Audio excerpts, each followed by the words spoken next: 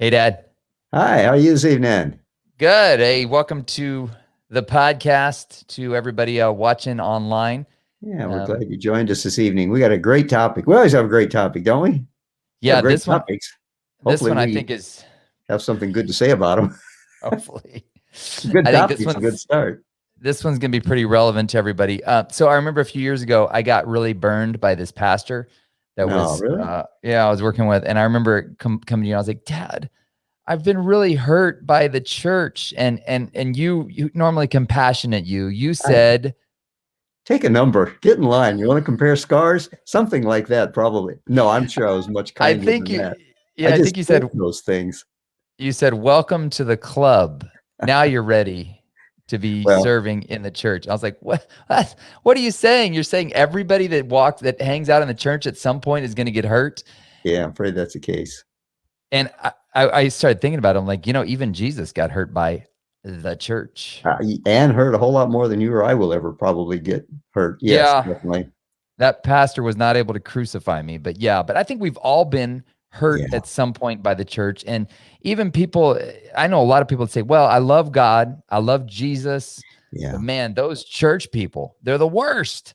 yeah, And yeah. I don't want to be around those people. And honestly, I've been around some church people that they are the worst. I mean, I've heard people say, I get treated better by people that are outside the church than people Yeah. in the church. What's the Actually, I think deal? you said that one time.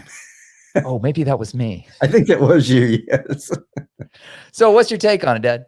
Well, first of all, you're absolutely right. If you're in the church, if you're really getting engaged, you're going to get hurt. And I really don't want to sound uncompassionate about it because it is painful. I mean, but I guess it's the fact that you and we've been there several times.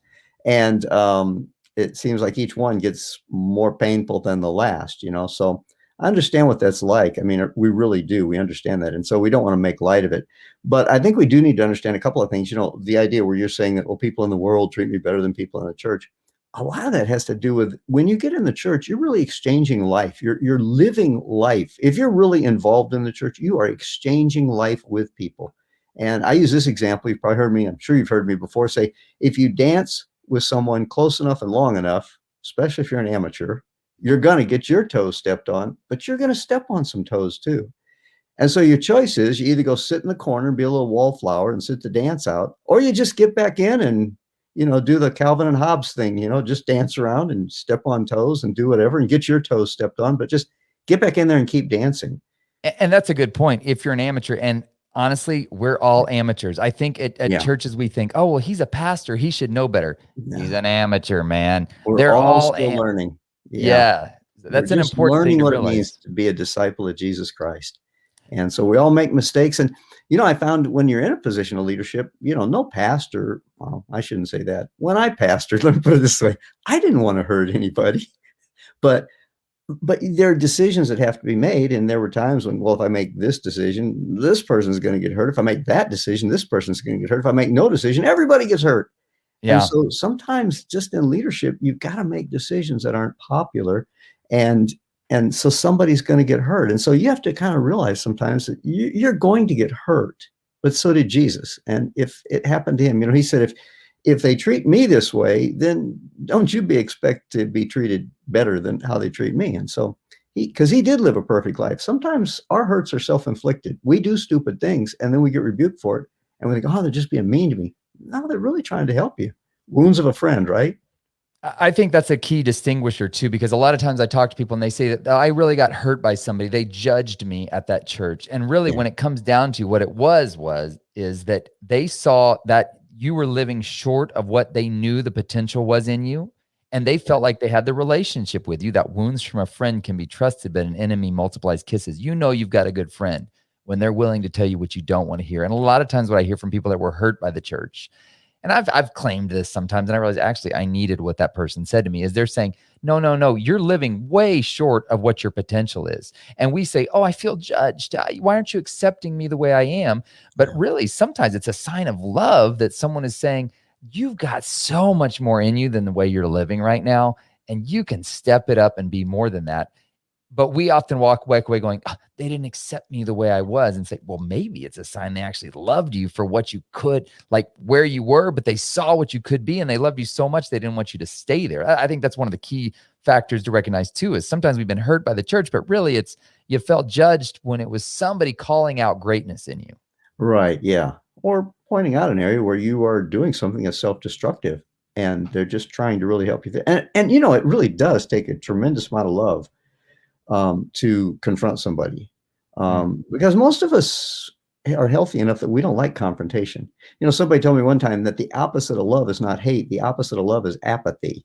mm. It's like, okay, I can love you or I can hate you, but either way, I have strong emotions towards you. But if I don't love you, I just, well, whatever. If he walks off a cliff, it's not nothing to me, you know. So Yeah. I One think that's probably pretty accurate.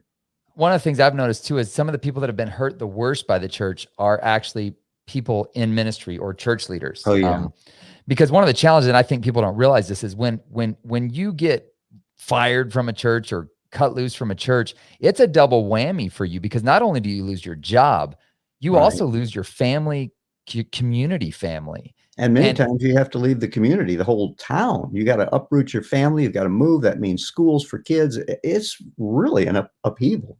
and integrity sometimes means you don't get to Oh say, yeah, man, they fired me unjustly or whatever. And yeah, sometimes the church, they if you know, sometimes if you needed to be fired, right? If there's an immoral failure or something.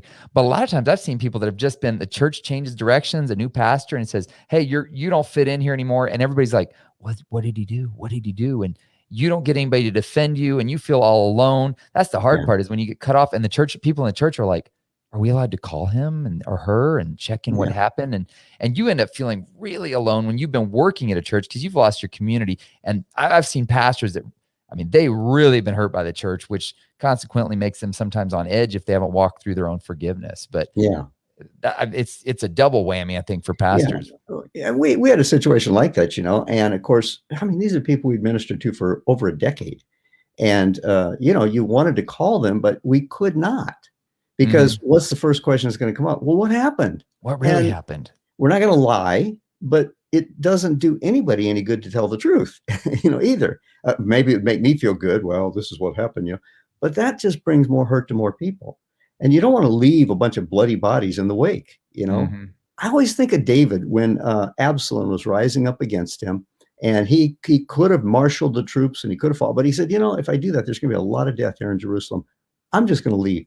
And so he walked away from it. And he said, look, if God put me on the throne, you know, God made me the pastor, you might say, God put me in this position of leadership. If he wants me here, maybe he's done with me. If he's done with me, then I sure don't want to be here. And that if Saul had taken that approach, how much easier his life would have been. But he didn't. Mhm. He held on to that power. And David said, look, if God's done with me, I don't want to be here. If God's not done with me, he put me on the throne. He can put me back on the throne. And he walked away and didn't cause a lot of bloodshed because of it to Which is innocent people. one of the books you had me read early on when we started getting serving in the church was a book called A Tale of Three Kings Yeah, by it's a great Gene one. Edwards. And it's a book for anybody that's ever felt like they've been hurt by the church or feel like they've been abused. It's it it doesn't make you necessarily feel like you're more justified, but it really makes you start to question your own heart and where you Yeah, are in it.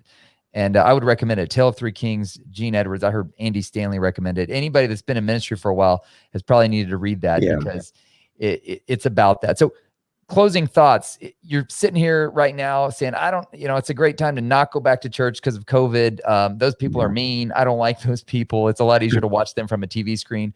What's your advice to people that have been hurt by the church? Well, 2 things I'd say is, first of all, we do need one another.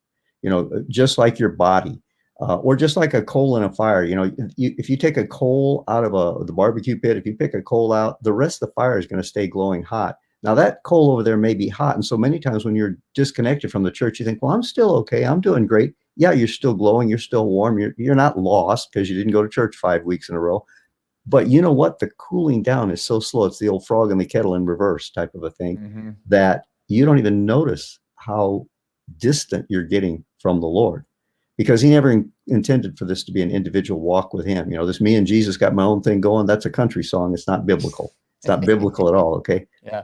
But I'd close with this though. I remember a thing that really, really helped me as a young believer because I've told the story before. Was saved in the Jesus People movement, and a dirty hippie who was just barely saved. You know, he came up to me and he told me, I don't know why he decided I needed to hear this. You know, but he came up to me and he said, "Let me tell you something, brother." He said, "People in the church, they're going to hurt you." I said, "Oh, really?" And I thought he know. I didn't believe that. And he says, "But remember this: Jesus ain't never done you nothing but good." And about 5 years later, I was ready to toss in the towel. I was sitting in my car. I was done with the church. I was fed up. I had it. And I just remembered, Jesus ain't never done me nothing but good. And I thought, you're right, Lord. Why would I give Right. up on your bride? Mhm.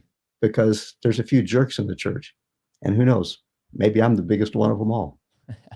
And and again, Jesus, he always sets the example for us. He knows what it's like to be hurt by the church. He So does. stay in there, look to him, keep your I eyes would fixed on say him. hang in there, but that would not be a real appropriate No, in the case. But hang in there. hang in there. Jesus did. He Okay. did. All right. Hey, good talk, Dad. Good talking to you. Blessings.